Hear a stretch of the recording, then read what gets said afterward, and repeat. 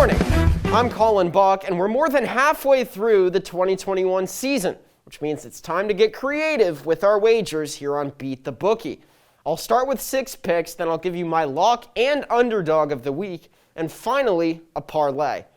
But before we get into this week, let's recognize Jaron's scintillating performance last week. He earned $65 and climbed to first on the leaderboard. He became the first Beat the Bookie host to win a parlay this year.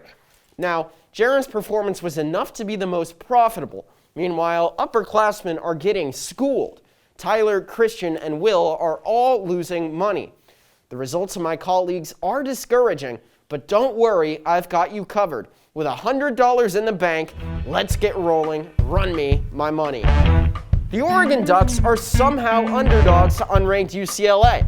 In case you forgot, this is a team that held a 3-possession lead over the Buckeyes in Columbus. The Ducks defense is one of college football's absolute elite units. First off, pass rusher Kayvon Thibodeau is a projected number 1 pick. The Ducks will need him against a B-tier dual-threat quarterback in Dorian Thompson-Robinson.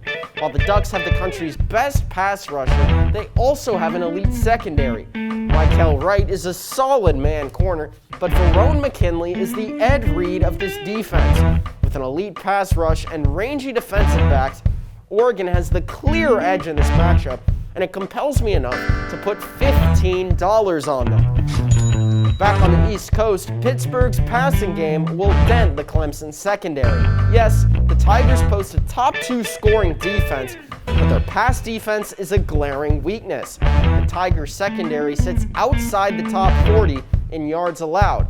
The key to this one? Quarterback Kenny Pickett. In a game against an anemic Clemson offense that sits bottom 20, Pickett's insane 21-to-1 touchdown to interception ratio is the difference maker. With fewer chances to score, Clemson will fall behind early and never come that close. Give me Pittsburgh plus 475 to win by 7 to 12 points for $10. Now, let's move on south to the Big 12, and don't let the difference in ranks fool you. Both teams are equally capable of outgunning the other in a shootout. Iowa State's complete offense, led by Brock Purdy and Breece Hall, is enough to rank top 40 in total yards.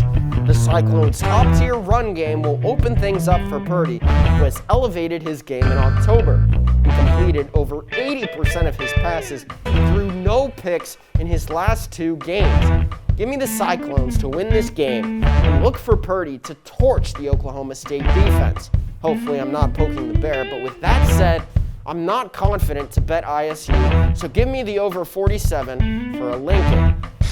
Back on the West Coast, we'll start with what I initially thought would be the lock of the week. BYU enters Saturday coming off back-to-back losses, but by some priest-ordained miracle, they can face a Pac-12 team again. If you aren't aware, BYU owns the Pac-12. The Cougars are already 3-0 against Pac-12 foes, with 2 possession wins over then-ranked Utah and then-ranked Arizona State. For a team with a new coach playing a winning team, Washington State's fortunes look hazy off the wazoo. Give me the BYU Cougars over the Washington State Cougars for $10. Let's move to the Mountain West, where Fresno State, Nevada has every indication of a shootout. In fact, both teams average within 10 yards per game of each other. For the Bulldogs, quarterback Jake Haener is their lone engine, while the Wolfpack have many different weapons. 5 different Nevada players have recorded 200 or more receiving yards this season. Either way, both teams rank in the top 30 in total offense. Translation? Grab your popcorn, watch this one hit the over, 5 more smackers off the board.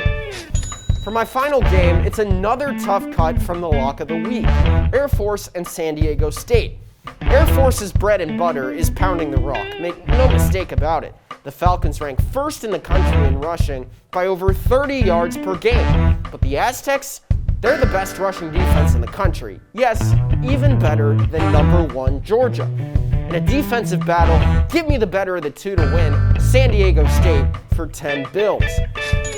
Now, back to my home state of Oregon, the Beavers are my lock of the week. Darn right. The Beavers are the only team in the country to have a top 10 rush offense and top 10 rush defense. all while the Utes sit outside the top 40 in those categories. Oregon State's edge on the ground, combined with a streaky Utah passing game, gives this game blowout potential. Give me the Beavers, a clean $15 down on that. Heading on down to the zoo for my dog of the week, we're headed to the zoo. The year is 2021. Florida State began the season 0-4 and would have been 0-5 if not for a missed holding call in the fourth quarter against Syracuse, but that's water under the bridge. The Noles are on the uptick, but giving UMASS 35.5 points is beyond disrespectful. Are the Minutemen the better team? No way, Jose. But the Noles are not the team to beat a team by 35, let alone score that many points. FSU ranks 110th in passing offense, and there is frankly no way that this team is beating anyone by 30 or more. This game will be slow, methodical, and a run-heavy contest, and much closer than a 35-point spread. Now, in this week's game you've probably never heard of, Louisiana Monroe takes on South Alabama.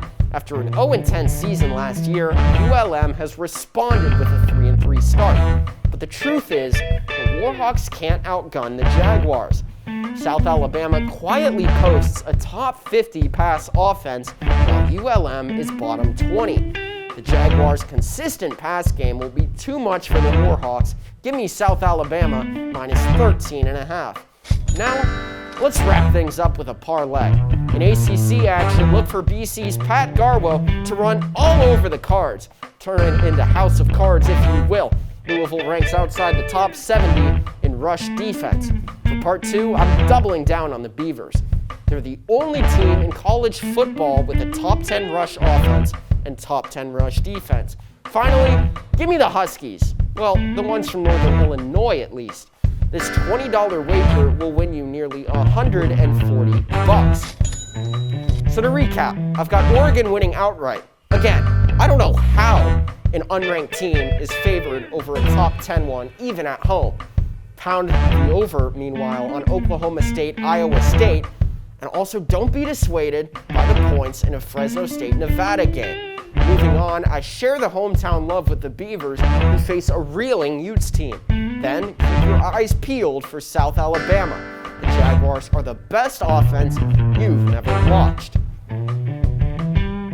Hopefully, that was the best show you've ever watched. I clearly have more faith in ranked teams than Vegas does. But with that being said, that's all I've got for you today.